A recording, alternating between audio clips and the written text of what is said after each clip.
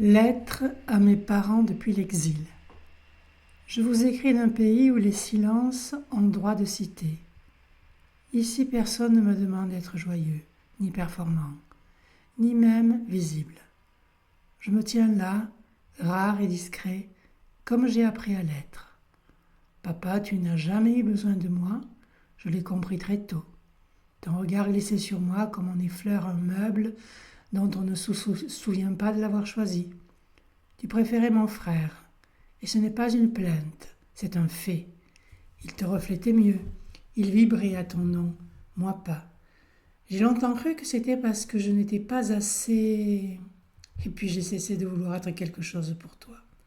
C'est là que j'ai commencé à disparaître. Maman, toi je t'ai senti m'aimer peut-être, mais de loin. Comme si mon existence te mettait en danger. Comme si m'aimer trop t'exposait à perdre l'équilibre avec lui. Tu m'as protégé de sa jalousie, mais tu ne m'as pas protégé de l'abandon. Alors j'ai grandi seule à l'intérieur.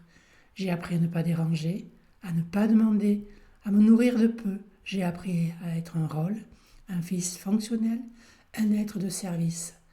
Aujourd'hui, je vis dans un pays où je suis l'enfant de personne.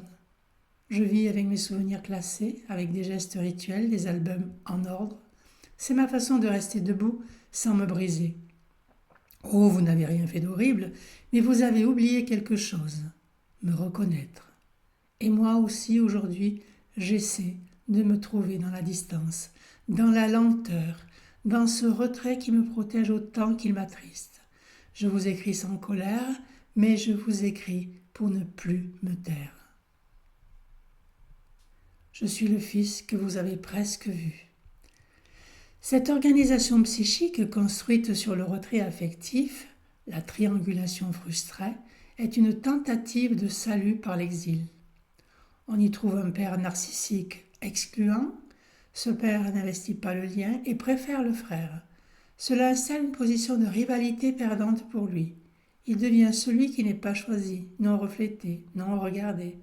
Cela entraîne souvent une blessure narcissique profonde et un désamour de soi. Le sujet apprend à se voir comme moins que l'autre dans un miroir absent et déformant.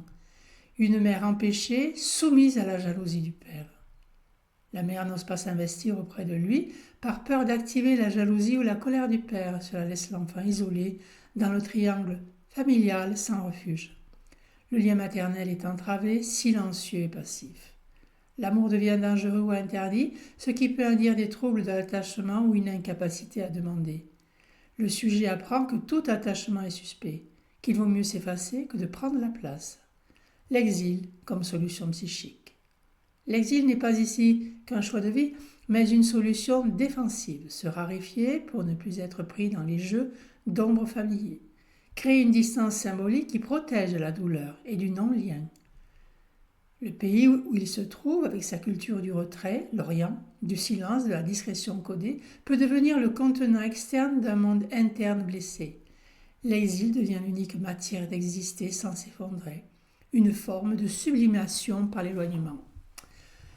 On aura à cœur d'y associer quelques concepts analytiques, avec blessure narcissique de Cohut ou de Kenberg, le refus d'amour paternel, la comparaison aux frères. Le complexe fraternel, on le trouvera chez Récamier, en position d'exclu, dans la rivalité jamais élue. Pour la mère défaillante par soumission, Winnicott, Dolto, absence de soutien maternel, faute de place. La solution autistique auto-érotique, on la trouvera chez Tustin, Green, le retrait et raréfaction du lien, le monde intérieur préservé. Et dans l'exil symbolique, on ira chercher du côté d'Aulagnier, KS, la fuite du lieu du traumatisme pour survivre au moi.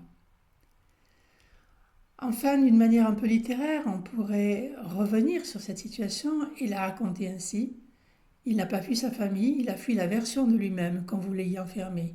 Il s'est retiré dans un lieu où l'on peut vivre sans se montrer, où le silence est un art et l'absence une présence moins douloureuse que le rejet.